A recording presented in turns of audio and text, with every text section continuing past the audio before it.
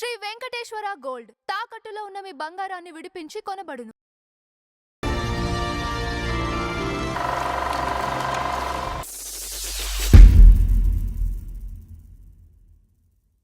నమస్కారం హరిచంద్రరావు గారు. నమస్కారం బాబు గారు. సార్, ఈ రోజు మన ఫ్లాష్ బ్యాక్ లో ఎన్టీ రామారావు గారికి కృష్ణ గారికి మధ్య భేదాభిప్రాయాలు సినిమా పరంగా చెప్తారు. అల్లూరి సీతారామరాజు అనేది ఒకటి, లేదా దానవీర సూరకర్ణ, ఇట్లా కొన్ని సినిమాలు ఉన్నాయి వాళ్ళ మధ్య భేదాభిప్రాయాలు. అయితే అసలు ఇవి కాదంట, అసలు ముందు వీళ్ళ మధ్య ఒక క్లాష్ జరిగినట్టుగా ఉందండి. చెప్తాను. అది ఓవరాల్ గా జరిగింది. అసలు కృష్ణ గారు ఎన్టీఆర్ గారు ఆశీర్వదించిన నటుడు లేడంటే నమ్ముతారా మీరు? ట్రూ అది. ఎందుకంటే కృష్ణ గారు వచ్చిన తర్వాత ఫస్ట్ ఎవరైనా కలిసే, ఎవరు ఏ ఆర్టిస్ట్ వచ్చినా, ఏ హీరో వచ్చినా రామారావు గారు కలిసి ఆశీర్వాదం తీసుకుంటారు. అవును. అంటే కలిసి బ్రదర్ మీరు ట్రై చేయండి, మేము కూడా సినిమాల్లో చెప్తామని ఆయన అలా మాట నిలబెట్టుకున్న సందర్భాలు చాలా ఉన్నాయి. ఎంతోమందికి మనం ఎపిసోడ్స్లో కూడా చెప్పుకున్నాం. అవును. కానీ ఇప్పుడు కృష్ణ గారికి ఎన్టీఆర్ గారు అంటే చాలా గౌరవం. ఆయన స్వయంగా చెప్పిన సందర్భాలు కూడా ఉన్నాయి. ఎన్టీఆర్ గారు, అక్కినేని నాగేశ్వరరావు గారు, ఎన్టీ రామారావు గారు అన్నా ఇద్దరన్నా కృష్ణ గారికి గౌరవమే. చిన్న వేషం కూడా నాగేశ్వరరావు సినిమాలో వేశాడు ఆయన, కులగోత్రాల్లో ఒక స్టూడెంట్ వేషం వేశాడు కృష్ణ గారు. తర్వాత రామారావు గారు అంటే ఇక చెప్పక్కలే, పౌరాణిక పాత్రలు ఇవన్నీ. ఆయన అభిమాని కూడా కృష్ణ గారు. ఇలా ఉన్న సందర్భంలో వచ్చిన తర్వాత వాళ్ళిద్దరికి మంచి సంబంధాలు ఉన్నాయి. ఆ తర్వాత ఈయన 64-65లో తేనె మనసులతోటి ప్రారంభించి స్టార్ అయిపోయాడు ఆయన. స్టార్ అయిపోయిన తర్వాత 1972 వచ్చింది. వచ్చిన తర్వాత అందరూ బాగున్నారు, ఎవరు సినిమాలు వాళ్ళు చేసుకుంటున్నారు. ఇందులో ప్రత్యేకాంధ్ర ఉద్యమం వచ్చింది. ప్రత్యేకాంధ్ర ఉద్యమం చాలా ఉధృతంగా జరుగుతుంది. ఆ ఉద్యమంతో జరుగుతుంటే 72లో, అప్పుడు 69 నుంచి 72 ఆ ప్రాంతాల్లో జరిగింది. అప్పటికి ఆయన స్టార్ అయిపోయాడు. 5-6 సంవత్సరాల్లో నంబర్ ఆఫ్ పిక్చర్లు చేసేస్తున్నారు కృష్ణ గారు. అప్పుడు ఆయన ఉద్వేగంతో ఏం చేశాడంటే, ఒక ఫుల్ పేజీ ప్రత్యేకాంధ్ర ఉద్యమానికి నేను సమర్థిస్తున్నానని చెప్పి ఒక ఫుల్ పేజీ స్టేట్మెంట్ ఇచ్చాడు ఆయన. స్టేట్మెంట్ ఇచ్చాడు. ఆయన ఇచ్చేటప్పటికి ఇండస్ట్రీ అంతా కొంచెం కంగుతుంది. ఎందుకు కంగుతుంది? ఆర్టిస్టులు ఎవరైనా సరే ఏదన్నా పని చేయాలనుకున్నప్పుడు, ఇప్పుడు రామారావు గారు ఉన్నారు, వరద బాధితుల కోసం చందాలు కలెక్ట్ చేయాలంటే ఇండస్ట్రీని అంతా పిలిచి ఇలా చేద్దాం అనుకుంటున్నాను, మీ సహకారం కావాలి అని చెప్పి చేసేవారు ఆయన. రామారావు గారు ఏది చేసిన అంటే ఇండస్ట్రీ పరంగా చేయాలి, ఇండివిజువల్గా చేయకూడదు. ఇలాంటివి ప్రభుత్వ అని సంబంధించి ఉద్యమాలు కానివ్వండి, ఇది కానివ్వండి, సినిమా ఇండస్ట్రీ మొత్తం ఇవ్వాలి అది. కానీ ఈయన పర్సనల్గా ఇచ్చాడు, నేను సమర్థిస్తున్నానని చెప్పేసి. అది వీళ్ళందరికీ తెప్పింది. ఎవరు రియాక్ట్ కాలేదు. ఎన్టీఆర్ గారు, అక్కినేని గారు రియాక్ట్ కాలేదు, కృష్ణ గారు మాత్రం రియాక్ట్ అయ్యాడని చెప్పి ఒక ఇది వచ్చింది, విమర్శ ఇండస్ట్రీలో వచ్చింది. వచ్చిన తర్వాత ఎన్టీ రామారావు గారికి కొంచెం చిన్న బాధ కలిగింది. ఒకసారి కృష్ణ గారిని పిలిచాడు. బ్రదర్, మీరు ఉద్యమాన్ని బట్టి ఇచ్చారు, ఇది కరెక్ట్ కాదు కదా. ఇది మన ఇండస్ట్రీ, తెలుగు సినిమా ఇండస్ట్రీ తరపు, తెలుగు చిత్ర పరిశ్రమ తరపున ఏది ఇచ్చినా మనం అది డిస్కస్ చేసుకుని ఇవ్వాలి మనం. అది మీరు ఒక్కరు ఇచ్చారనుకో, ఇప్పుడు ఏఎన్ఆర్కి తగిలింది. అది ఏఎన్ఆర్ గారు, ఎన్టీఆర్ గారు రియాక్ట్ అవ్వలేదు. ఇంతమంది ప్రాణాలు పోతుంటే, ఇంతమంది ఉద్యోగాలు జరుగుతుంటే ఆయన మాత్రం సమర్థించేశాడు అని వచ్చినాయి. అక్కడన్నీ ఎన్టీఆర్ గారిని అంటారు కదా. ఆ వచ్చినప్పుడు ఇలా వచ్చినాయి. ఏది చేసినా కూడా ఒక మనం సమిష్టిగా చేయాలి, ఇది ఒక అండర్స్టాండింగ్తో చేయాలి. తెలుగు చిత్ర పరిశ్రమ మన నటులందరం ఒకటే, మనందరం కలిసి డిస్కస్ చేసి ఇచ్చేవాళ్ళం కదా. అందరం తెలుగు చిత్ర పరిశ్రమ అని ఇచ్చే పోయేది కదా, మీరు స్వయంగా ఇచ్చారు అని చెప్పేసి ఇచ్చారు. అది అయిపోయింది. అయిపోయిన తర్వాత ఇలా ఇప్పుడు ఇక్కడ స్టార్ట్ అయింది వాళ్ళిద్దరికి. అసలు ఇది కరెక్ట్ కాదు ఎంతైనా సరే అని చెప్పేసి రామారావు గారి మైండ్లో పడిపోయిన తర్వాత ఆ తర్వాత పండంటి కాపురం, అంతకుముందే ఏం జరిగిందంటే, పండంటి కాపురం 100 days ఫంక్షన్ జరిగింది ఈ ఉద్యమానికి ముందు.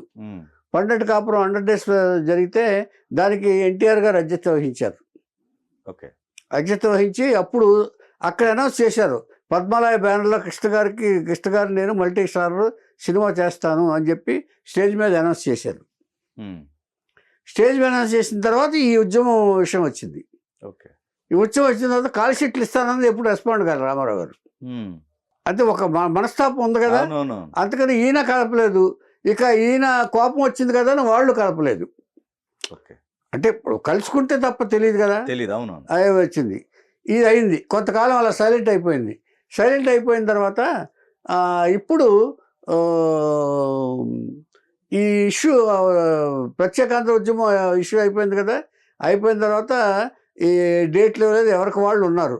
నెక్స్ట్ అల్లూరి సీతారామరాజు ఇష్యూ వచ్చింది. అదే ఇది ఫస్ట్ది, నెక్స్ట్ అది. నెక్స్ట్ అది. దీనికంటే మధ్యలో ఒక ఇష్యూ జరిగింది. ఈ కొంతకాలం గ్యాప్ వచ్చేసింది కదా, ఈ ప్రత్యేకాంధ్ర ఉద్యమం ద్వారా గ్యాప్ వచ్చింది కదా. ఒకరోజు మార్నింగ్ కృష్ణ గారికి ఫోన్ వచ్చింది. అది నందమూరి తారక రామారావు గారు. ఓకే. బ్రదర్, మా హరికృష్ణ వివాహం చేస్తున్నాం, మీరు తప్పకుండా రావాలి అన్నాడు. తప్పకుండా రావాలన్నాడు. రాకుండా ఎలా ఉంటారు? రామారావు గారు స్వయంగా ఫోన్ చేశారు. అంటే దీన్ని బట్టి అర్థం ఏమిటి, ఇప్పుడు రామారావు గారు కృష్ణ గారు పోటాడుకున్నప్పుడు పక్కనున్న వాళ్ళు ఎగిరి వాళ్ళు ఇచ్చేసేసుకుంటారు. కానీ ఇక్కడ అలా కాదు. వాళ్ళందరూ ఒకటి పెద్ద మనుషులు. అసలు వాళ్ళందరూ కృష్ణ గారు ఓపెన్ హార్టే, రామారావు గారు ఓపెన్ హార్టే. దీన్ని బట్టి అర్థం కాల. అంచేత ఈ రూమర్స్ అన్ని లేవగొట్టేది కూడా, ఏదన్నా విషయాలు పెంచినా కూడా పక్కనున్న వాళ్ళే. ఏమండి? అయిన తర్వాత ఆయన పెళ్ళికి వచ్చాడు. పెళ్ళికి వచ్చిన తర్వాత రామారావు గారు బోళాశంకరుడు కదా, వచ్చిందా బ్రదర్ మనం సినిమా చేస్తున్నాం అన్నాడు ఆయన పెళ్ళిలో. ఆనందం వచ్చేసింది ఆయనకి. ఇది అయిన తర్వాత అల్లూరి సీతారామరాజు ఇష్యూ వచ్చింది. అల్లూరి సీతారామరాజు ఇష్యూ వచ్చిన తర్వాత, ఏం బ్రదర్ మేము తీస్తున్నామని తెలీదా? పిలిచారు ఆయన. మేము తీస్తున్నామని తెలీదా? మేము రికార్డింగ్ కూడా చేయించాం తెలీదా? పాటలు అన్నీ అనౌన్స్మెంట్ పేపర్లో కూడా న్యూస్ వచ్చింది కదా, మరి తీసినప్పుడు ఒక్క మాట నాతో చెప్తే పోయేది కదా అన్నాడు. అయిపోయిన తర్వాత అది ఆ ఇష్యూ అయిపోయింది. మరి కొంతకాలం గ్యాప్ అయిన తర్వాత ఈ మధ్యలో దేవుడు చేసిన మనుషులు 100 days ఫంక్షన్ రామారావు గారు అలిగాడు ఆయన. అంటే ఇది అయిపోయిన తర్వాత మళ్ళీ కొంతకాలం అయిన తర్వాత మళ్ళీ రామారావు గారిని ఈ అల్లూరి సీతారామరాజు హిట్ అయిన సందర్భంగా వెళ్ళి రామారావు గారు కృష్ణ గారు కలిశారు. చూడండి, కృష్ణ గారికి ఏం లేదు పాపం, రామారావు గారికి ఏం లేదు. బ్రదర్ రండి, చాలా విన్నాం మీ సినిమా గురించి, మేము సాహసం చేయలేని పని మీరు సాహసం చేశారు, చాలా బాగుందట కదా సినిమా, మాకు చూపిస్తారా అన్నాడు. అయ్యో అంతకంటే ఆనందం ఉందని చెప్పి స్పెషల్ షో వేసి చూపించారు. అప్పుడు వచ్చిన తర్వాత రామారావు గారు చాలా బాగుందని మెచ్చుకున్నారు. చాలా బాగుందని మెచ్చుకుని సినిమాని ఇచ్చేశారు, అభినందించారు కృష్ణ గారిని. మేము చేయలేని పని మీరు చేశారు బ్రదర్, చాలా కరెక్ట్గా డీల్ చేశారు సబ్జెక్ట్ని, నాకే అందలేదు అని చెప్పి ఆయన చెప్పి ఇదైపోయింది. దానవీర సూరకర్ణ ఇష్యూ వచ్చింది, అది కూడా సంస్థపోయింది. సంస్థపోయిన తర్వాత ఏం జరిగిందంటే రామారావు గారు పార్టీ పెట్టేశారు 82లో. పార్టీ పెట్టిన తర్వాత కృష్ణ గారు ఫుల్ పేజ్ అడ్వర్టైజ్మెంట్ ఇచ్చారు సీఎం అయిన తర్వాత. ఆయన నందమూరి తారక రామారావు గారు సీఎం అయినందుకు నేను చాలా సంతోషిస్తున్నాను, అభినందనలు అని చెప్పి కృష్ణ గారు యాడ్ ఇచ్చారు. పోగిపోయారు. ఎందుకంటే మన ఇండస్ట్రీ అంటే అంతే కదా, ఇచ్చేదంటే ఎవరికి ఏమీ లేదు. అలా అయిన తర్వాత మళ్ళీ 84 సంక్షోభం వచ్చింది. ఎవరు ఈ రామారావు గారు అమెరికా వెళ్ళినప్పుడు నాదెండ్ల భాస్కరరావు గారు సీఎం అయ్యారు. ఇక్కడ జరిగిన సంఘటన ఏంటంటే కృష్ణ గారు నాదెండ్ల భాస్కరరావు గారికి కూడా ఫుల్ పేజ్ ఇచ్చాడు సీఎం అయినందుకు అభినందనలని. అక్కడ వచ్చింది మొత్తం ఇండస్ట్రీ అంతా ఇదైపోయింది. అయిపోయిన తర్వాత ఏమైనా ఆయన చేసే పనులు ఏమిటి అంటూ రామారావు గారు కూడా ఇదయ్యారు వచ్చిన తర్వాత. ఇప్పుడు నేను సీఎం అయినప్పుడు ఇచ్చాడు, నాకు ద్రోహం చేసి వెన్నుపోటు పొడిచి చేసిన నాదెండ్ల భాస్కరరావు గారికి ఇచ్చాడు, ఇదేమిటని చెప్పేసి బాగా విమర్శలు వచ్చేసి కృష్ణ గారు వచ్చిన తర్వాత. అయిన తర్వాత ఆయన ఏం చేశాడంటే ఈ విమర్శలన్నీ అక్కడికి వెళ్ళి ఫ్యాన్స్ కొట్టుకున్నారు, అదంతా అయిపోయింది. అయిపోయిన తర్వాత కృష్ణ గారి దగ్గరికి వెళ్తే నేను ఎవరైనా అలాగే ఇస్తూ ఉంటానన్నాడు ఆయన. ఎవరు సీఎం అయినా కూడా ఇవ్వటం నాకు అలవాటు, అందుకే ఇచ్చాను, అంచేత ఈ ఇష్యూని ఇక ఇచ్చేసేయండి అన్నాడు. అప్పుడు ఏం చేశాడంటే ఈయన తను ఈనాడు అనే సినిమా తీసి ఈనాడు సినిమా తీస్తే అందులో సైకిల్ మీద ఒక పాట పెట్టాడు. ఓకే. సైకిల్ మీద ఒక పాట పెట్టు సైకిల్ యూజ్ చేశాడు. అది రామారావు గారు ఏమనుకున్నారంటే అది వాళ్ళంతటా వాళ్ళు పెట్టుకున్నారు. రామారావు గారు ఏమనుకున్నారంటే మన పార్టీ ప్రచారం కోసం సైకిల్ పెట్టాడు కృష్ణ గారు, చాలా మంచి పని చేశారని చెప్పి ఆయన సంతోషపెట్టారు. ఇలా అయిపోయింది. ఇలా అయిపోయిన తర్వాత ఇప్పుడు అయిన తర్వాత ఈ సందర్భంలో ప్రభాకర్ రెడ్డి గారు సినిమా తీశాడు ఈ రామారావు గారి దీని మీద. ఈ నా పేరే ప్రపంచం అని కృష్ణ గారు ఒకటి తీశాడు ఆయన ఈ మధ్యకాలంలో. ఆ తర్వాత ఈయన కూడా సినిమాలు తీశాడు ఆయన. ఈ సినిమాలు తీసిన తర్వాత అందరూ అయిన తర్వాత రాజీవ్ గాంధీ మీద అభిమానంతో నేను ఈ నాదెళ్ల భాస్కరరావు గారు ఇష్యూలో ఏం చెప్పాడంటే ఆయన కాంగ్రెస్ పార్టీ మీద రాజీవ్ గాంధీ గారి మీద నాకు అభిమానం కాబట్టి నేను ఇచ్చేశాను అని చెప్పి కృష్ణ గారు స్టేట్మెంట్ ఇచ్చాడు ఆయన. మళ్ళీ ఓకే, నేను రాజీవ్ గాంధీ గారి మీద అభిమానంతో నాదెళ్ల భాస్కరరావు గారికి ఇచ్చాను, అంతకు తప్ప ఇంకే వేరే విషయం ఏం లేదని చెప్పేసి అప్పుడే ఆ ఇష్యూలోనే మండలాధీశులు అనే సినిమా తీయించాడు ఆయన. ఆ తర్వాత నా పేరే ప్రపంచం అనే ఒక సినిమా తీశారు. ఇలా రామారావు గారి మీద సినిమాలు తీస్తే ఇచ్చేశారు. ఇన్ని సినిమాలు అయిపోయిన తర్వాత ఈ ఇష్యూ అయిపోయిన తర్వాత ఆ తర్వాత కొంతకాలానికి మళ్ళీ రామారావు గారు కృష్ణ గారు కలిశారు.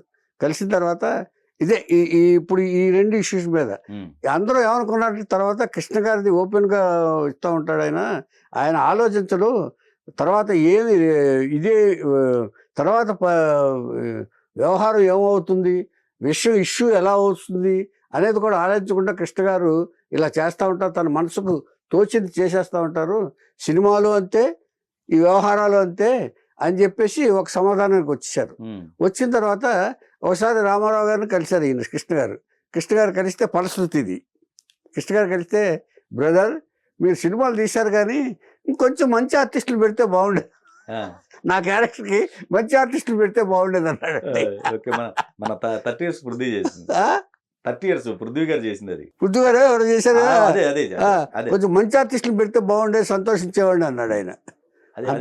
ప్రభాకర్ గారు కూడా ఉన్నట్టున్నారు, శ్రీనివాసరావు గారు మండలం తీసింది, ప్రభాకర్ రెడ్డి గారి సినిమాలు అదే అవును. కృష్ణ గారు తీసింది ఒకటే సినిమా, నా పేరే ప్రపంచం. కరెక్ట్. అదే కృష్ణ గారు తీసింది ఒకటే, మిగతా అన్ని ప్రభాకర్ రెడ్డి గారు తీశారు. వాళ్ళకి దీంట్లో తీశారు ఆయన. అంటే ఆయన ఎంత స్ఫూర్తిగా తీసుకున్నారో రామారావు గారు దీన్ని బట్టి అర్థం చేసుకున్నారు. అలాగే కృష్ణ గారు కూడా ఎప్పుడు ఆయన ఎంత విమర్శించినా ఎంత చేసినా నాకు ఆయన అంటే గౌరవం అని చెప్పి స్టేట్మెంట్ ఇచ్చారు ఆయన కృష్ణ గారు.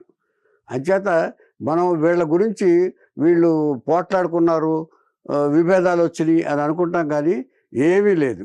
వాళ్ళందరూ పెద్ద మనుషులే మనసులో. ఎందుకంటే వాళ్ళందరూ ఒకరినొకరు ఎంత ఆప్యాయంగా పలకరించుకుంటారంటే కలిసినప్పుడు ఎంత గౌరవం అంటే రామారావు గారి మీద గౌరవం ఎంత ఇచ్చేసినా కూడా ఆయనంత బాధపడినా కూడా ఆయనంతా తిట్టినా కూడా వీళ్ళెవ్వరూ అనుకునేవాళ్ళు ఇండస్ట్రీలో ఎవరు లేరండి.